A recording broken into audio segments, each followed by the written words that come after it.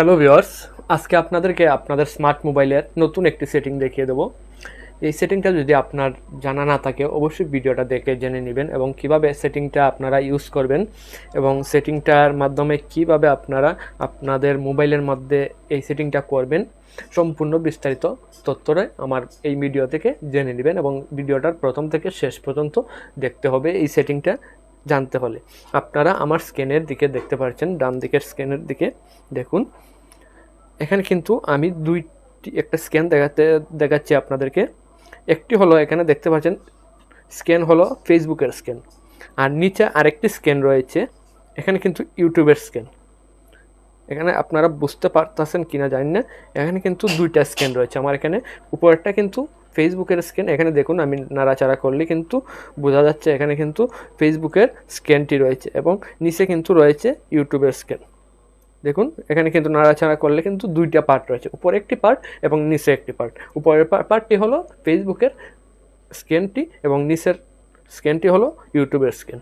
তাহলে কিভাবে আপনারা একটি মোবাইলের মধ্যে একসাথে ইউটিউব এবং ফেসবুক কীভাবে ইউজ করবেন, বা আপনারা যে কোনো অ্যাপস কিন্তু একসাথে দুইটা অ্যাপস ইউজ করতে পারবেন। আপনার যে কোনো অ্যাপসই ধরেন, আপনার টিকটক থেকে ধরে আপনার ধরেন যে কোনো অ্যাপসই বলতেছি আমি, আপনারা কিন্তু এক স্ক্যানের মধ্যে দুটি স্ক্যান পার্ট করে নিতে পারবেন। তাহলে কিভাবে এই স্ক্যানটি পার্ট করবেন সেই বিষয়ে আমি আজকে আপনাদেরকে দেখিয়ে দেবো। সেই বিষয়টি আমি এখান থেকে মিনিমাইজ করে দেখুন, এখানে কিন্তু ফেসবুকের উপরের স্ক্যানটি কিন্তু ফেসবুক এবং নিচের স্ক্যানটি কিন্তু ইউটিউব।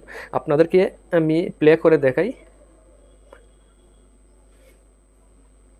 উপরের স্ক্যানটি কিন্তু আমি প্লে করছি, আমি কপিরাইট ধরবে সেজন্য কিন্তু আমি অডিওটা কমিয়ে রাখছি, সেজন্য কিন্তু এখানে সাউন্ড শোনা যাচ্ছে না।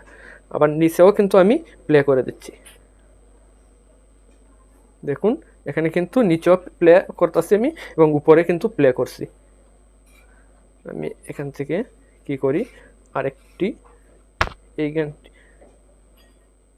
এটি আপনাদেরকে দেখি। দেখুন দুইটা কিন্তু ফেসবুকের ভিডিওটা কিন্তু প্লে হয়েছে এবং ইউটিউবের ভিডিওটা কিন্তু প্লে হয়েছে। আমি আপনাদেরকে একটু সাউন্ডটা বাড়িয়ে দিই। দেখুন এখানে কিন্তু দুইটা সাউন্ডই শোনা যাচ্ছে। এখানে কিন্তু ফেসবুকের সাউন্ডটা আমি চালিয়ে দেখাই। দেখুন একসাথে কিন্তু দুইটা স্ক্যান কিন্তু চলতেছে, এখানে আপনারা কিন্তু ইউজ করতে পারছেন। তাহলে কিভাবে এই দুইটা স্ক্যান একসাথে ইউজ করবেন সেই বিষয়ে আমি চলে যাই। আমি মিনিমাইজ করে ফেলি, মিনিমাইজ করে কেটে ফেলি। আমি মিনিমাইজ করে কেটে নিই। আমি সবগুলো কেটে দিলাম। কাটার পর আমি এখন আপনাদেরকে দেখিয়ে দিই। আপনারা প্রথমেই চলে যাবেন ইউটিউব বা টিকটক বা ফেসবুক, যে কোনো একটি অ্যাপসে চলে যাবেন। আমি ইউটিউবে চলে আসলাম।